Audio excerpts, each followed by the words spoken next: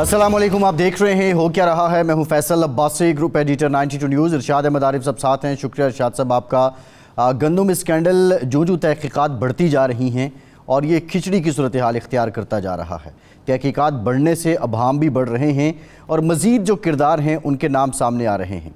अब जो दस्तावेज़ात सामने आई हैं उसके मुताबिक हुकूमत पाकिस्तान ने साल 2023 के दौरान 1.7 अरब डॉलर की गंदम इम्पोर्ट की है, जबकि साल 2024 में सिर्फ निजी शोबे ने 1.3 अरब डॉलर की गंदम इम्पोर्ट की है। दूसरी जानिब पाकिस्तान के जो किसान हैं जिन्होंने अब के सीज़न में गंदम उगाई है, वो अपनी गंदम फ़रोख्त ना होने की वजह से एहतजाज कर रहे हैं। पंजाब हुकूमत की तरफ से अभी तक किसी किस्म की कोई वाज़ेह पॉलिसी सामने नहीं आई है कि इन किसानों को किस तरह रिलीफ़ दिया जाएगा। क्या किसान कार्ड की सूरत में इनको रिलीफ मिलेगा या फिर छोटे किसानों को जो सब्सिडी की बात की जा रही है, क्या इससे किसानों की तशफ़ी हो जाएगी। और दूसरी जानिब जो मनसूबा बंदी थी वफाकी हुकूमत की और सूबाई हुकूमतों की साल 2023-24 की, ये इल्म होने के बावजूद कि पाकिस्तान अब की बार बम्पर क्रॉप्स हो रही है, गंदम की पैदावार में इजाफा हो रहा है, उसके बावजूद तकरीबन जो 28 लाख मीट्रिक टन गंदम है वो बरामद क्यों की गई। इंकशाफ ये भी हुआ है जो गंदम इम्पोर्ट की गई है उसमें अब कीड़ा भी लग चुका है।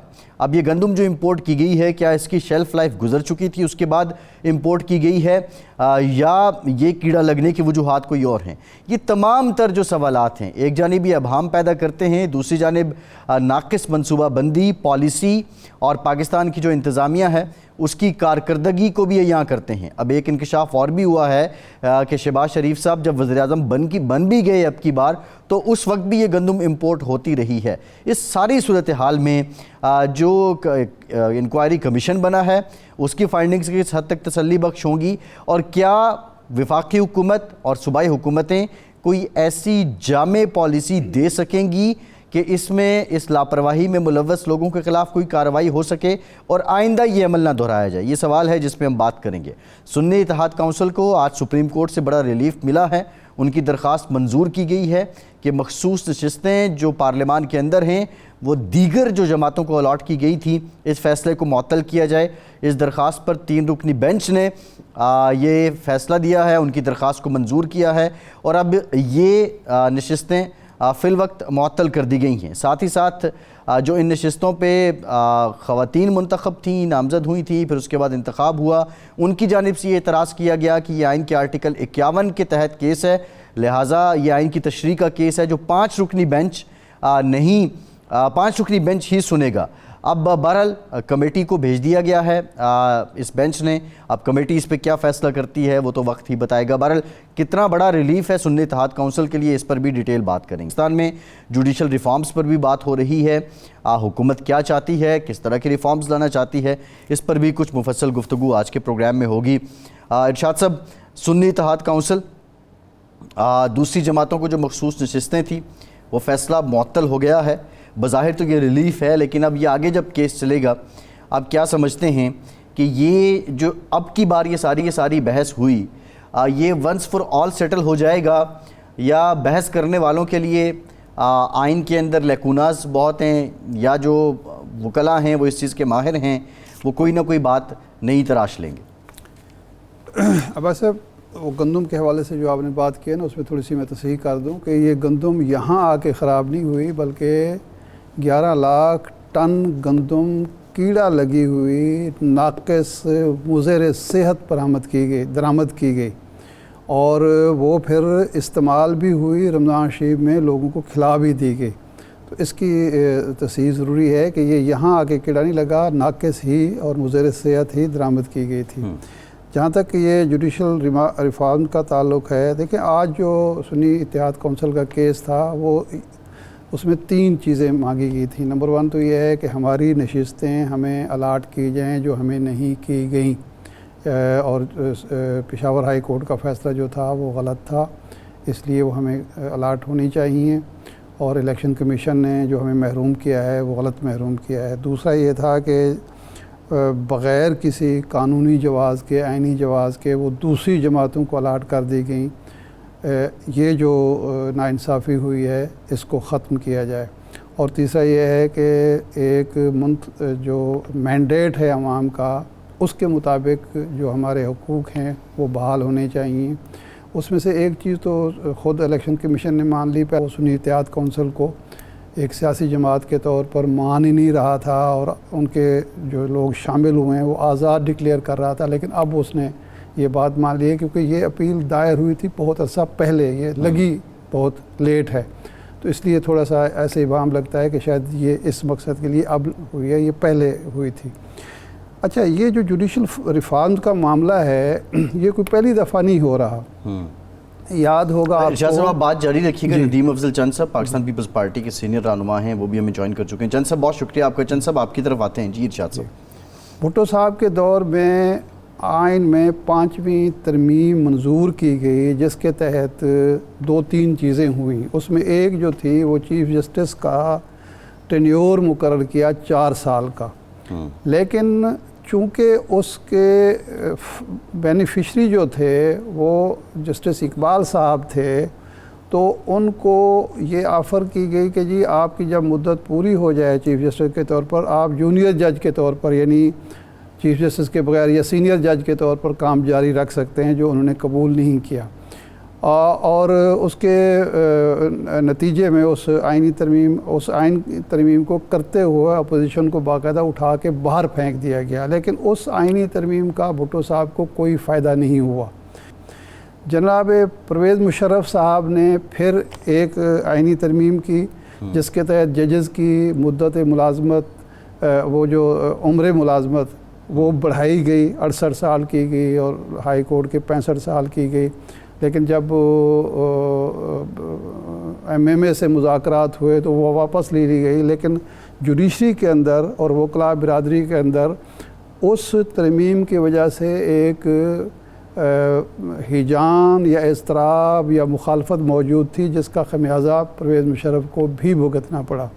अब ये तीसरी बार हो रहा है और समझ नहीं आ रही कि इस मौके पर, जबकि जुडिशरी के अंदर एक मुदाखलत का एक मौजूद है कि हमारे मामलात में मुदाखलत हो रही है सियासी और गैर सियासी इदारों की तरफ से या जमातों की तरफ से, उस वक्त ये पंडोरा बॉक्स खोलना किस दाना का मशवरा है।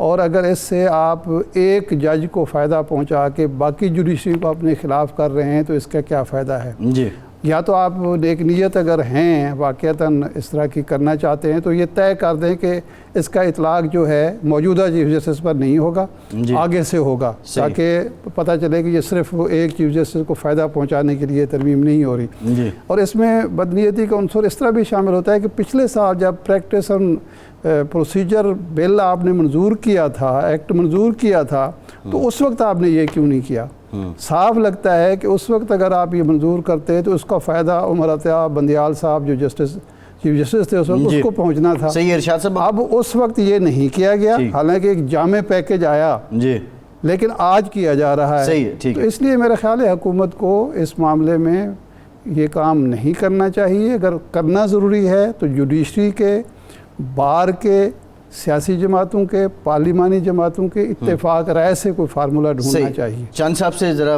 डिटेल गुफ्तगू तो हम ये किसानों के मसाइल पर करेंगे, लेकिन चंद साहब अफवाहें गर्दिश कर रही हैं कि पाकिस्तान पीपल्स पार्टी अब बाज़ाब्ता शराकत इक़्तिदार हो रही है और अब वफाकी काबीना का हिस्सा भी होंगे। क्या वाक़तन मामलात तय हो गए हैं मुस्लिम लीग नून और पीपल्स पार्टी में? शुक्रिया जी, आपने याद किया। ऐसी मेरे ख्याल में तो अभी तक पार्टी के अंदर कोई डिस्कशन नहीं हुई शमूलियत के हवाले से, और किसी फोरम पे भी जो पार्टी के बराबर फोरम है कहीं भी ऐसी कोई डिस्कशन नहीं। तो जब होगी डिस्कशन हम जरूर आपसे बात करेंगे, आपको आपके साथ शेयर भी करेंगे, और फिलहाल तो ऐसी कोई बात नहीं।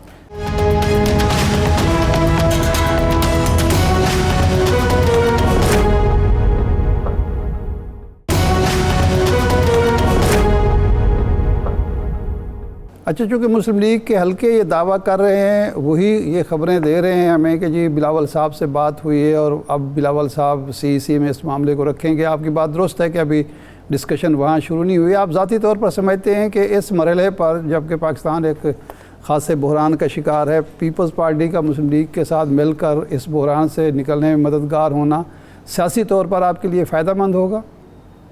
देखिए जी, मैं समझता हूँ कि सारे जमातों को इस मुल्क को बहरान को निकालने में अपना किरदार अदा करना चाहिए, वरना ऐसी हम लड़ते रहेंगे अगर तो ये अवाम का नुकसान है, जमहूरियत का, पार्लियामान का, तो इस मुल्क का भी नुकसान है। रहेगी बात अगर मौजूदा हुकूमत के साथ मिलके देखिए, जो पीपल्स पार्टी की कुछ बुनियादी चीजें हैं, जिस तरह प्राइवेटाइजेशन है, लोकल गवर्नमेंट का हमारा उनके साथ एक वायदा हुआ है पंजाब में इलेक्शन करवाने के हवाले से, इफेक्टिव सिस्टम, और दूसरा ये जो किसान के हवाले से गंदम, ये जो बुनियादी इशूज है रोटी कपड़ा और मकान के जो रिलेटेड है, अगर इन चीजों के साथ कोई हमारे साथ ताउन करे तो बातचीत करनी चाहिए हर लिहाज से। और दूसरा, इस मुल्क में पोलराइजेशन और शिद्दत खत्म करने के लिए फिर तो होगा फायदा। और अगर हम किसी एजेंडे की वजह से हिस्सा बने तो जिस तरह का आप जिक्र कर रहे हैं पहले कुछ चीजों का, और भी कुछ चीजें वक्त के साथ साथ मिलती हैं, किसी को विक्टिमाइज करने के लिए या किसी को आउट ऑफ द वे फायदा देने के लिए, जो चीज लॉ ऑफ नेचर के खिलाफ होगी ना जी, या जो चीज बुनियादी जमहूरी असूलों के खिलाफ होगी, तो फिर अगर हम उस मामलात में समझता हूँ साथ देंगे तो वो हमारा सियासी तौर पर नुकसान होगा। जी, अब चंद साहब ये गंदम की तरफ आ जाते हैं। 3 इशू इस वक्त एट ए टाइम सामने आए हैं। नंबर 1 तो ये है कि पाकिस्तान में गंदम के ज़खायर मौजूद थे, पहले साहब ने ये मंजूरी ली, उसके बाद निगरान हुकूमत ने वो दरामद कर ली, उसमें एक ऐसी गंदम भी आई कई लाख टन जो ज़ाहिर बात है ख़राब थी, मुज़र सेहत थी। फिर शहबाज शरीफ साहब इक़्तिदार में आए तो उन्होंने भी 6 लाख, जो अभी तक इतलात आ रही हैं, 6 लाख टन दरामद कर ली, और ये परवाह नहीं की कि आगे यानी ये फरवरी मार्च में आने का मतलब है कि 1.5-2 महीने बाद तो गंदम आ रही है। किसी ने नहीं सोचा कि हमारे पास ज़खायर मौजूद हैं और इस गंदम के लाने के बाद किसान का क्या हाल होगा, उनकी गंदम जो क्रॉप आ रही है वो कैसे ख़रीदी जाएगी।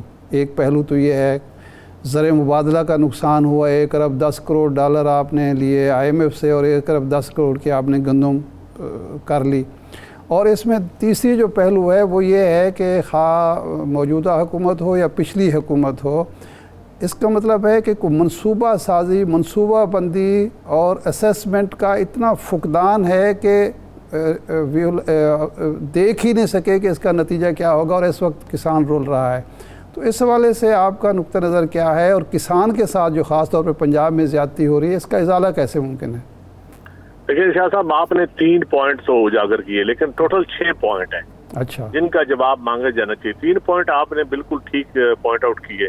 नंबर 1 तो ये जो गंदम मंगवाई गई है जी, क्या पहले कोई ऐसी मनसूबा साजी आज होती रही है? पहले सूबे अपनी रिपोर्ट देते हैं, तमाम मुतलका इदारे अपनी रिपोर्ट देता है, पास्को देता है कि जी इतनी हमारे पास स्टॉक पड़ा है, इतनी हमें चाहिए, इतनी आइंदा हमारी क्रॉप्स हैं। क्या वो सारी रिपोर्ट्स के बाद गंदम इंपोर्ट करने की जरूरत थी? जो कि यकीनन नहीं थी। और अगर 3000 से मंगवाई गई है और 4700 रुपए में के हिसाब से आटा बिक रहा है, तो ये तकरीबन 1700 अरब बनता है जो प्राइवेट सेक्टर ने प्रॉफिट कमाया है। 1700 अरब। तो ये 1700 अरब किस किस ने बांटा है, ये एक सवाल है बुनियादी। तीसरे नंबर पे, क्या किसान को भी छोड़े, आपने गंदम इंपोर्ट की है सस्ती, क्या आम आदमी को सस्ता आटा आपने दी क्या? 3000 के हिसाब से, अगर 3 या 2900 के हिसाब से जितने में आपको पड़ी थी गंदम, क्या उस हिसाब से इन्होंने आटा दिया है किसी को? अगर नहीं दिया तो ये भी एक क्रिमिनल नेग्लिजेंस है। दूसरा, जो इन्होंने कट डेट रखी थी बाहर से मंगवाने की, जो गैर कानूनी एक काम इस मुल्क के साथ एक खलवाड़ किया, उस खलवाड़ की भी एक कट डेट थी कि इस डेट तक गंदम मंगवाई जा सकती है, उसके बाद भी मंगवाई जाती रही, उसको वो भी एक जुर्म है। ये क्रिमिनल नेग्लिजेंस हुई है। ये मनसूबा साजी का जो फेलियर है, ये क्रिमिनल फेलियर है, ये कोई सिविल का फेलियर नहीं है या सिर्फ पॉलिसी का फेलियर। आप देखें, 1 साल की ये बात नहीं है। आज मैं इस वक्त भी अपने इलाके में फिर रहा हूँ, यकीन करें जिस जगह पे जाते हैं, सिवाय गवर्नमेंट को गालियां गंदम की वजह से जितनी पड़ रही है, मैं तो और इस हुकूमत को तो अपनी पोजीशन क्लियर करनी चाहिए फौरन कि अभी तो कोई बारदाना भी नहीं दे रहा है। भाई आपने नहीं खरीदनी तो सारा पिछला भी जो लान तान है वो आप पे आ जाएगी। मैं हैरान हूँ कि मौजूदा हुकूमत क्यों हर चीज अपने जिम्मे ले रही है काम। ये तो पिछली हुकूमतों का फैसला था, ज़र मुबादला उड़ाया गया और अभी तक इसका कोई फैसला नहीं हो रहा। ये बड़े चंद बुनियादी सवाल हैं। और किसान नहीं, चंद साहब बुनियादी तौर पे ये बताइए, देखिए काकड़ साहब ने तो ये कहा है कि वो तो हर जगह अपने आप को पेश करते हैं, वो हर इंक्वायरी में शामिल होने के लिए तैयार हैं।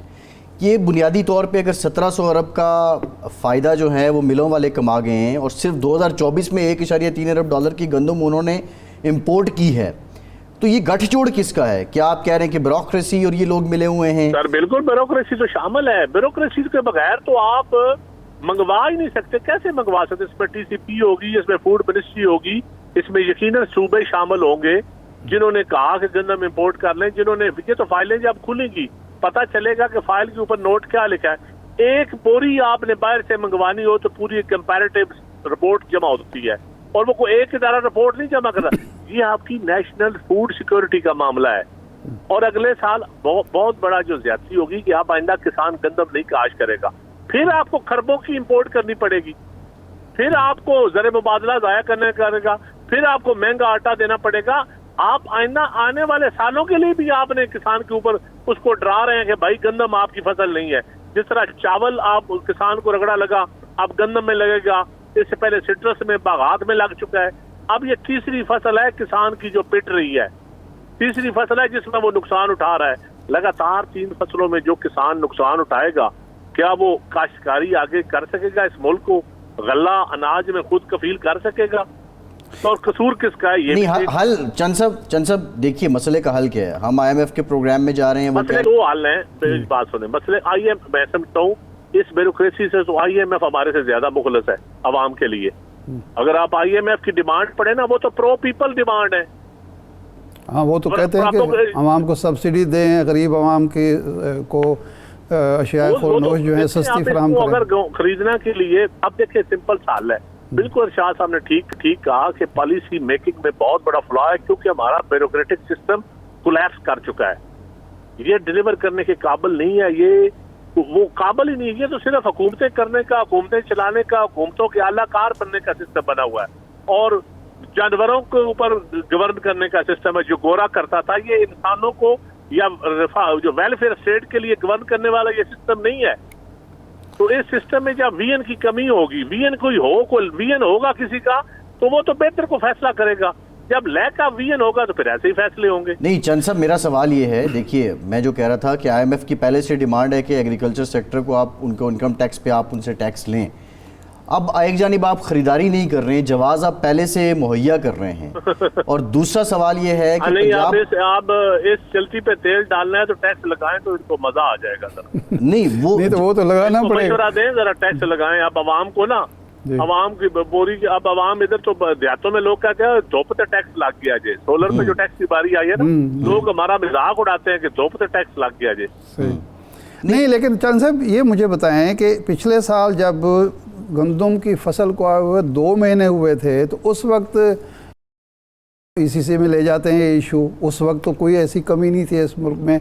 आमतौर पर गंदम की ज़रूरत जाके होती है अक्टूबर, नवंबर, दिसंबर में, बिजाई के मौसम में। पहले ये काम शुरू किया, जवाज़ फराम किया निगरान हुकूमत को। फिर जब शहबाज शरीफ साहब आ गए, जिनकी बहुत ज़्यादा गिरफ्त है ब्यूरोक्रेसी पर, उनके साथ भी धोखा हो गया। मैं तो अभी यही कहूँगा कि उनके साथ भी धोखा हुआ और ये गंदम फसल आ रही है नई, और सिंध की फसल जो है वो फरवरी के आखिर या मार्च के जो दूसरे तीसरे अशरे में तो आना शुरू हो जाती है। उस वक्त ही गंदम आ रही है। तो क्या ये एक मुनज़्ज़म साजिश के तहत हुआ है? पैसे खाने के लिए निगरान हुकूमत को भी इस्तेमाल किया गया को भी और शहबाज शरीफ साहब की हुकूमत को, या वाकई ये सिर्फ जो पॉलिसी मेकिंग का इशू है, डिसीजन मेकिंग का इशू है, वो इतना नाक़िस हो गया है कि किसी ने सोचा ही नहीं? ये इसका ज़रा थोड़ा सा इसमें पॉलिसी मेकिंग का भी इशू है और इसमें करप्शन भी है, दोनों चीज़ें जी। ये सिंपल इतना सादा मामला नहीं है कि सिर्फ यमले समझ नहीं आई। ये जानबूझ के बदनीति भी है, इसमें क्रिमिनल नेग्लिजेंस भी है और इसमें करप्शन भी है। 1700 अरब यहाँ तो कोई 2 करोड़ कमा रहा हो ठेकेदार या कोई प्राइवेट सेक्टर, तो उससे हिस्सा मांगने वाले शाम को 20 बैंक में पहुंच जाते हैं कि तूने 2 करोड़ कमाया है, काट हिस्सा। तो ये 1700 अरब उसको उनको हमें कौन ही डिकारने देगा।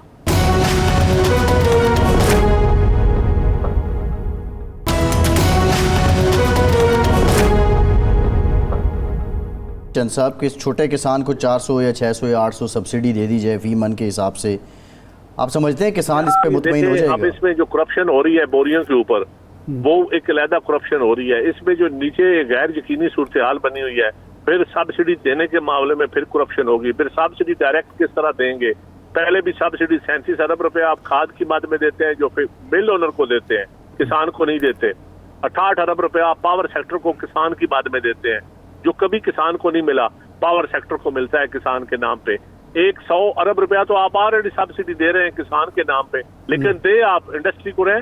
इंडस्ट्री भी किसी आम इंडस्ट्री को नहीं, ताकतवर अशराफिया की इंडस्ट्री को दे रहे हैं। यहाँ कारोबारों में भी फर्क है, एक है अशराफिया का कारोबार, एक है बेचारा आम कारोबारी जिसका अशराफिया के साथ तल्लक नहीं होता, उसको कुछ नहीं मिलता। लेकिन किसान कार्ड पे नवाज शरीफ साहब की तस्वीर होगी तो ये फ़ायदा तो हुकूमत को होगा। देखिए जी, पहले जिस तरह आटे की बोरियों पे तस्वीर लगाई गई और मियां साहब के साथ ज्यादती की गई, जो रमजान में आटा तकसीम किया गया। अब अरशाद साहब, सच्ची बात तो ये है कि हुकूमत के पास कोई पॉलिटिकल मशावरत का अमल ही नहीं है, तो बात इन तस्वीरों से इनसे आगे चली गई है। इनको शायद समझ नहीं आ रही कि नीचे ग्राउंड पे लोग क्या सोचते हैं और लोगों की डिमांड क्या है और लोगों को डिमांड का हल करने का तरीकाकार क्या है। ये 3 पॉइंट है जिनकी अभी तक इनको समझ ही नहीं आ रही। किसी को पता ही नहीं चल रहा कि हम धागे का पकड़ेंगे कहाँ से, अब कहाँ से शुरू करें और कहाँ पे ख़त्म करें। अब ये सिर्फ फोटो सेशन से काम नहीं चलेगा। अपना चंद साहब, हर साल ये बारदाने का इशू, तो हम भी देहाती लोग हैं, हर साल ये इशू होता है और किसान बेचारे के साथ जाती हो। स्टोरेज का आज तक किसी ने स्टोरेज नहीं बनाया। पीपल्स पार्टी के दौर में 2 अरब का प्रोजेक्ट बना था, पहला PARC ने बनाया था, वो भी रोक लिया गया। उसके बाद पास्को ने भी स्टोरेज आज तक नहीं बनाई। किसी प्रोविंशियल गवर्नमेंट ने स्टोरेज के लिए नहीं सोचा। सब 8-9% गंदम तो आपकी जाया हो जाती है स्टोरेज की वजह से। और उसके बाद आपका गंदम का कोई अच्छा बीज आप तैयार नहीं कर सके कि आपकी यील्ड अच्छी हो, कोई जोनिंग आप नहीं कर सके, कोई किसान को गाइड नहीं कर सके खाद के हवाले से। तो सच्ची बात यह है कि आप आए ना देहातों में, आप खुद देहाती हैं, जरा आजकल देहातों में आने का मजा है। कोई हुकूमत किसी हुकूमती नुमाइंदे को कहे ना जरा देहातों में किसानों के पास बैठ के तो दिखाए विदाउट प्रोटोकॉल। अच्छा चंद साहब, क्या ये मुफीद होगा कि फ्लोर मिलों को, जिस तरह शुगर मिलों को पाबंद किया जाता है कि वो गन्ना ख़रीदें और सरकारी रेट पर ही ख़रीदें, फ्लोर मिलों को ये पाबंद किया जाए कि वो गंदम खरीदें? और कैपेसिटी भी नहीं होगी जी, अच्छा कैपेसिटी उन्होंने इम्पोर्ट कर लिया होगा, जो बड़े बड़े मिल इम्पोर्ट कर लिया है।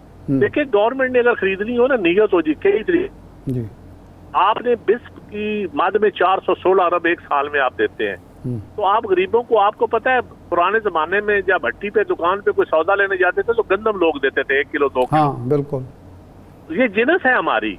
जिनस का मतलब है कि आपका ये डॉलर है, ये पाकिस्तानी डॉलर है गंदम, और आप इस करेंसी को एज ए करेंसी इस गंदम को इस्तेमाल करें।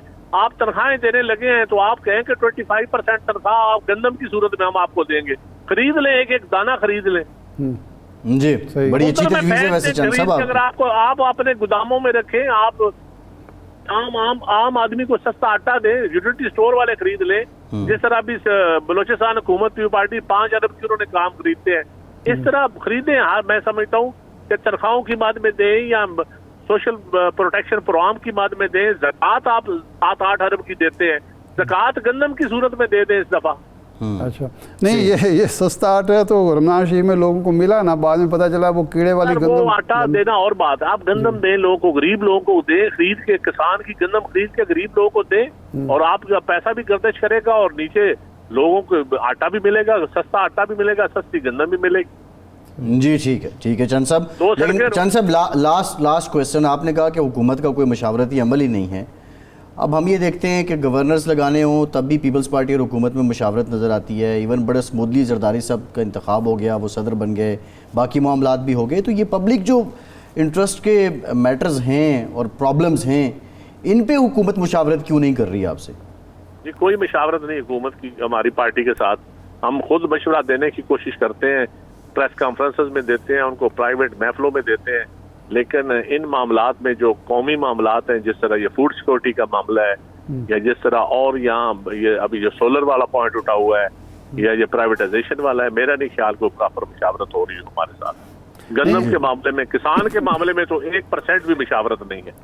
नहीं तो इस सूरत में अगर सीईसी का इजलास होता है या बाकी मुशावरत होती तो आप मशवरा देंगे अपनी क़यादत को कि इस हुकूमत के साथ मिल बैठा जाए? हम इतने बेज़मीरे भी नहीं है कि मशवरा ना दें। अच्छा सही है। चंद साहब बहुत शुक्रिया का। नदीम अफजल चंद साहब हमारे साथ मौजूद थे। इरशाद साहब, नदीम अफजल चंद ने तो बड़ी क्लियर बात की है। ज़ाहिर है अवामी शख्स हैं, अवामी सियासतदान हैं, पब्लिक में रहते हैं, लेकिन अब जो इंकशाफात हो रहे हैं और जिस तरह की तहकीकात सामने आ रही हैं, होना क्या चाहिए?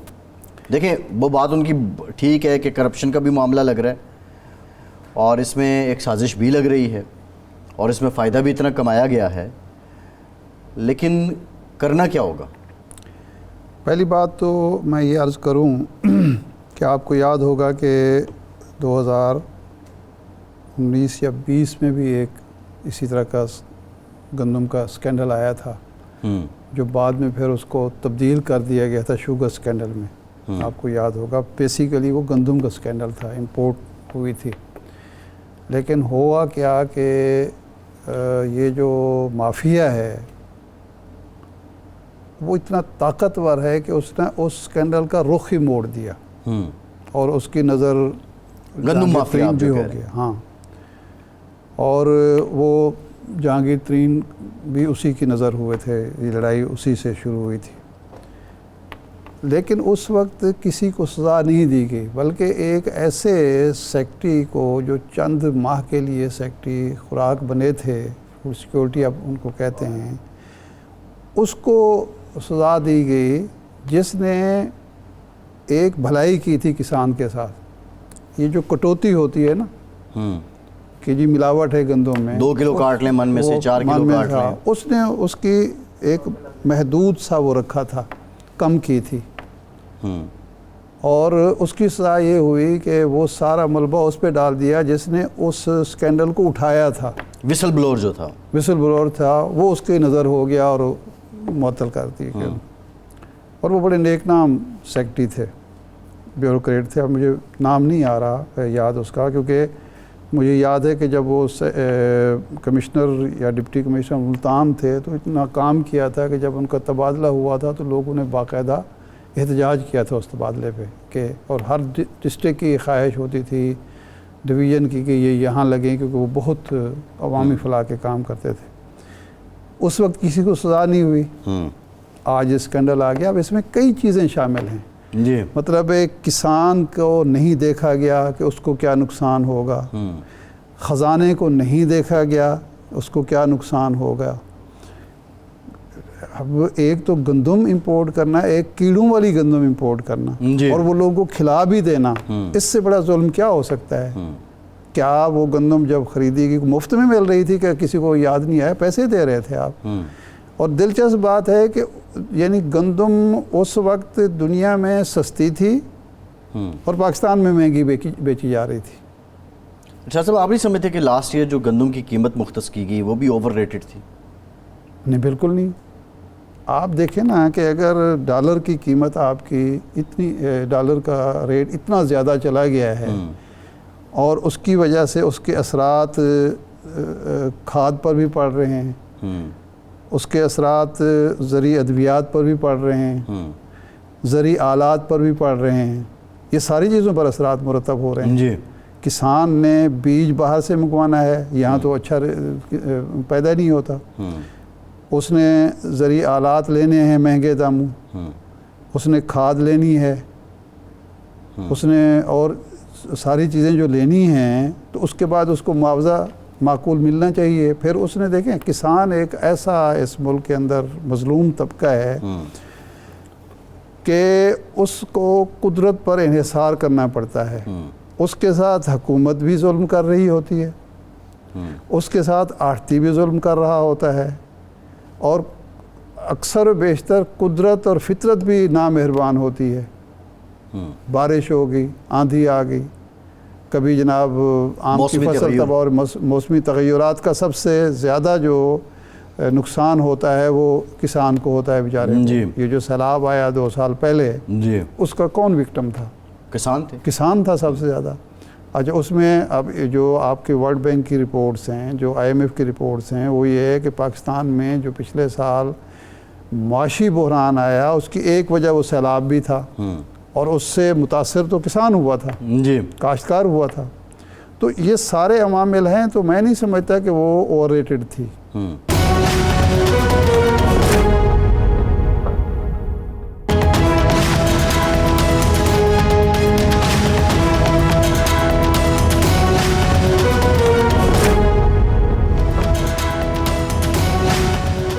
ब्रेक के बाद एक बार फिर से आपका खैर मकदम करते हैं। हमें ज्वाइन किया है साबिक सदर supreme court bar association Abid Zubairi साहब ने। ज़ुबैरी साहब बहुत शुक्रिया आपका। ज़ुबैरी साहब, आज सुप्रीम कोर्ट के 3 रुकनी बेंच ने पेशावर हाई कोर्ट का सुन्नी इत्तेहाद काउंसिल का जो फैसला था उससे मुतालिक उसको मुअत्तल किया और उनकी दरख्वास्त को कबूल कर दिया सुन्नी इत्तेहाद काउंसिल की। आप ये बताइए कि अब ये जो मामला है, क्योंकि जो लोग ख़वातीन यहाँ से कुछ जो मुंतखब हुई थी स्पेशल नशिस्तों पे, वो कहती हैं क्या इनके आर्टिकल 51 की तशरीह का मामला है, 3 रुकनी बेंच नहीं सुन सकता था। इस पे कानूनी पोजीशन क्या है आपकी नज़र में? बिस्मिल्लाहिर्रहमानिर्रहीम, बहुत शुक्रिया आपका। देखिए, उन्होंने खुद ही इस जजमेंट में, अगर आप जो ऑर्डर पास किया उसमें लिख दिया है कि मैटर क्योंकि इंटरप्रिटेशन ऑफ कॉन्स्टिट्यूशन का, तो इसमें लार्जर बेंच कमेटी को रेफर कर दिया under the practice and procedure और उसको कहा है कि कॉन्स्टिट्यूट करे लार्जर बेंच। तो ये मामला तो वैसे भी अब लार्जर बेंच ही सुनेगी उसको। तो अब ये नेचुरली इस कमेटी ने इसको फिक्स किया था, वो सुना या नहीं सुना, अब उन्होंने ऑर्डर पास कर दिया है। तो अब ये लार्जर बेंच कॉन्स्टिट्यूट होगा, वो इसकी अपीलें सुनेगा 3 जून से, जब इसकी हियरिंग उन्होंने फिक्स की है और उसके हिसाब से। लेकिन आज इंटरिम ऑर्डर पास हो गया है और जो बात एक मैं समझता हूँ एक बहुत ही इलीगल ऑर्डर पास किया था इलेक्शन कमीशन ने, one of the series of illegal, क्योंकि वो तो पिछले 2 साल से ही आईन और कानून को तोड़ते हुए चले आ रहे हैं। तो वो, और पेशावर हाई कोर्ट ने अनफॉर्चुनेटली उसको अपहोल्ड किया था, वो आज उन्होंने उस पर हुक्म इम्तनाई जारी कर दिया है और कहा है कि जो डिस्प्यूटेड सीट्स हैं उस पर उन्होंने स्टे कर दिया और कहा ये ऑर्डर प्रोस्पेक्टिव अप्लाई करेगा, यही उस ऑर्डर में लिखा हुआ है। तो बेसिकली जो डिस्प्यूटेड सीट्स का ही मामला है कि पहले नंबर 1 के सुन्नी इत्तेहाद काउंसिल को वो सीटें मिलनी चाहिए थी, अगर उनको मिलनी या नहीं मिलनी, लेकिन उनकी सीटें अगर नहीं भी मिलनी थी वो दूसरों में कैसे तकसीम कर दी गई, उनकी स्ट्रेंथ जिसकी बेसिस जो कॉन्स्टिट्यूशन डिफाइन करता है कि किस तरह से एक पार्टी इंटाइटल होगी रिजर्व सीट्स की, उससे ज्यादा उनके हक उनको दे दी गई। तो ये सारा गेम उनके गेम ही यही था, इसके पीछे पहले बल्ला ले लो उनसे, उनको आजाद कर दो ताकि ये इशू रहे कि उनको सीटें, क्योंकि पार्लियामेंट्री पार्टी के बाद वर्ड यूज हुआ है उसके अंदर, और फिर उनकी सीटों को दूसरों को दे दो ताकि उनके पास 2/3 मेजॉरिटी मिल जाए। गेम ये था ताकि जो पीडीएम हुकूमत है वो जो अमेंडमेंट्स कराना चाहते हैं, और आपने देखे 2-3 दिन से ये जेर बहस है मामला कि जजों की जिस तरह तैनात होते हैं उनके उसको चेंज करेंगे और एक्सटेंशन देंगे। तो ये सारी चीजें उन्होंने, ये कैलकुलेटेड एक गेम था पिछले 2 साल से, और क्योंकि उन्होंने पढ़ लिया था, दीवार पे क्लियर लिख दिया था कि एक पार्टी जीत रही है इलेक्शन, लेकिन आपने देखा वो किस तरह से उसके मैंडेट उससे छीन के एक फॉर्म 47 की हुकूमत, किसी ने बड़ा अच्छा लिखा था 1947 टू फॉर्म 47। तो फॉर्म 47 ज़ुबैरी साहब, एक सेकंड ज़ुबैर साहब, एक ये जो जुडिशल रिफॉर्म की बात है, ख़ुद वकला बिरादरी मुसलसल ये मुतालबा करती रही है कि एक तो जजेस के तकर्रुर का सारा इख्तियार जजों को दे दिया गया है, पार्लिमानी कमेटी के हाथ में कुछ नहीं है। जो उस वक्त 18वीं तरमीम में हुआ था वो इफ्तिखार चौधरी साहब ने स्ट्रक डाउन कर दिया था, तो एक तो ये एतराज़ होता था। दूसरा ये है कि अब एक चीफ जस्टिस जो है 14 दिन के लिए बन रहा है, दूसरा जो है 3.5 साल 4 साल के अगर उसका उम्र का वो है, तो इस और फिर ये है कि बाकी तमाम ओहदों के लिए एक मुद्दत का तयन है। तो ये ओहदा जो है, ये सबसे बड़ा मनसब जो इंसाफ फराहम करने वाला, ये क्यों ना एक मुद्दत उसकी मुकर्रर होनी चाहिए ताकि वो आराम से काम कर सके। सबको पता हो कि ये 3 साल है, 4 साल है, 2 साल जो भी है। तो ये तो मुतालबा खुद वकला बिरादरी का था, अब आपको क्या एतराज़ है? देखिए, बिल्कुल नहीं था, विद अटमोस्ट रिस्पेक्ट। ये बिल्कुल आपके 2 चीज़ें। पहली बात, इफ्तिखार चौधरी ने 18वीं और 19वीं तरमीम को स्ट्राइक डाउन नहीं किया था। वो केस इफ्तिखार चौधरी साहब ने सुना ही नहीं था। मैं उस केस में सेक्रेटरी था। सिंध हाई कोर्ट बार ने अपने 2 जजेस को जब कंफर्म नहीं किया तो उसको चैलेंज किया था। मैं तो वकील था उस केस में। वो केस रिपोर्टेड है मुनीर भट्टी के नाम से 2011 सुप्रीम कोर्ट में, आप उठा के देख लीजिए। उन्होंने क्या कहा, ये भी इनकी बात गलत है, विद अटमोस्ट रिस्पेक्ट। ये जो जुडिशल कमीशन बना था, ये बार, इनकी रिक्वायरमेंट थी कि जी बार का मेंबर होना चाहिए, सुप्रीम कोर्ट उसमें एक पाकिस्तान बार का भी मेंबर होना चाहिए, सिंध और मुख्तलिफ बार काउंसिल्स के मेंबर होने चाहिए जब जजेस के, और अटॉर्नी जनरल भी उसका मेंबर होते हैं, वो भी एग्जीक्यूटिव का हिस्सा होते हैं, और लॉ मिनिस्टर भी होते हैं। तो ये कह देना कि जी जुडिशल कमीशन में ये जजों के उससे होता है, बिल्कुल नहीं। उसमें जज होते हैं। हाँ, अब आप बोले नहीं वहां जाके या अपोज नहीं करें, तो आपने पिछले दिनों देखा जब एक जजेस ने अपोज किया, जस्टिस फाइज ईसा ने अपोज करते थे कि सीनियरिटी प्रिंसिपल पे आपके के जजेस नहीं अपॉइंट हो रहे, तो आप देखिए मेजॉरिटी से वहां फैसला होता था सर। उसमें अटॉर्नी जनरल साहब जो प्रेजेंट अटॉर्नी जो प्रेजेंट लॉ मिनिस्टर हैं, उन्होंने उसको सपोर्ट किया था। आउट ऑफ टर्न जजेस जो अपॉइंट हुए थे, आप आके देख लीजिए जुडिशियल कमीशन का। ये बात हुई जुडिशियल कमीशन की। दूसरी बात, पार्लियामेंट्री कमेटी अगर खुद अपना एक्शन नहीं लेती या उसको नहीं करती, तो उसमें किसी और को ब्लेम करने की जरूरत नहीं है कि कह देना कि पार्लियामेंट्री कमेटी का एक रबर स्टैम्प थी। बिल्कुल नहीं। आपने पिछले दिनों देखा पिशावर हाई कोर्ट के 3 जजों को रिकमेंड किया जुडिशियल कमीशन ने, पार्लियामेंट्री कमेटी ने उसको रिजेक्ट कर दिया सर। हाँ, एक बात उस जजमेंट में ये हुई थी कि अगर वो रिजेक्ट करते हैं, क्योंकि ये पार्लियामेंट्री कमेटी है और जजों से या जुडिशियल कमीशन से डिसएग्री कर रही है, तो उनको रीजंस देने पड़ेंगे कि XYZ जिसको हमने रिकमेंड किया है जुडिशियल कमीशन में, जिसमें एग्जीक्यूटिव भी रिप्रेजेंटेड है, बार एसोसिएशन, बार काउंसिल्स भी रिप्रेजेंटेड है, उससे आप डिफर कर रहे हैं, तो अपने रीजंस दे दें और आपके रीजंस को चैलेंज किया जा सकता है। तो ये कह देना कि जी उनको बिल्कुल टूथलेस कर दिया था। हाँ, आप ये चाहते हैं कि प्राइम मिनिस्टर का इख्तियार हो जाए और प्राइम मिनिस्टर में आके अपने जैसे पुराने जमाने में हुआ करता कि प्राइम मिनिस्टर जो जिस आदमी को चाहते थे वो जज, और कंसल्टेशन जो थी वो सिर्फ बराए नाम हुआ करती थी। वो जजेस केस भी आया सर, उस वक्त ये 18वीं तरमीम 19वीं तरमीम नहीं थी, 1996 में जजेस केस आया। उसके अंदर उन्होंने फैसला किया कि consultation has to be meaningful, मतलब आप उसको इस तरह रद्द नहीं कर सकते अगर चीफ जस्टिस, उसको चेंज किया सिस्टम को। अब वो कहते हैं जी ये सिस्टम सही नहीं है। आखिर पिछले 14 साल से वो सिस्टम चल रहा है, उसमें खदूर खामियों के रूल्स भी बन गए उसके अंदर, आपके होगा, लेकिन आप चाहते हैं कि टोटल कंट्रोल करें, जुडिशरी को एग्जीक्यूटिव करें और प्राइम मिनिस्टर करें, तो फिर ये बात तो हम लोग बुकला इसके खिलाफ हैं और इसको बिल्कुल इसको हम पूरा रेजिस्ट किया जाएगा इस बात को किस तरह से। और ये देखिए ये जो गेम हुआ ये बल्ले का और ये सारा ले लेना और ये रिजर्व सीट्स उनको दे देना, वो इसी मकसद के लिए हो रहा था कि किसी तरह, क्योंकि उनको पता था कि ये जीतने वाले तो है नहीं, फॉर्म 47 की हुकूमत है, तो किसी तरह इनको 2/3 मेजॉरिटी दे दी जाए ताकि आइन की तरमीम कर सकें वो सही। नहीं, आपका मतलब ये है कि ये जो फैसले अदालती सतह पर हुए ये इसलिए हुए कि इस हुकूमत को ज़्यादा से ज़्यादा मेजॉरिटी दिलाई जाए, ज़्यादा से ज़्यादा बाख्तियार किया जाए ताकि उसके एवज़ हमें फ़ायदा पहुंचाया जा सके। ये तो बहुत बड़ा इल्ज़ाम है अदलिया पर।